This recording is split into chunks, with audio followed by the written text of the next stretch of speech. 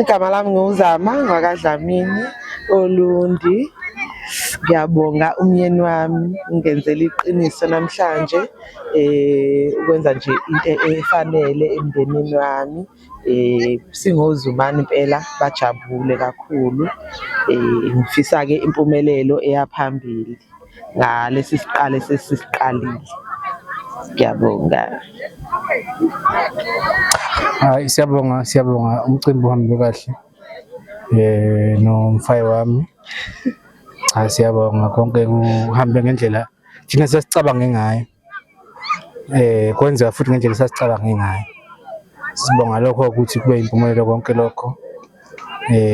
Sibonga imiphakathi wasenkonjeni, phinde sibonga umphakathi wala eSokoza ukuthi le nto yethu Mayizuzu ibe impumelelo. Sibonga kakhulu. Amen. Amen. Sayiqala esontweni le. Sayiqala esontweni le nto. Yophetha esontweni.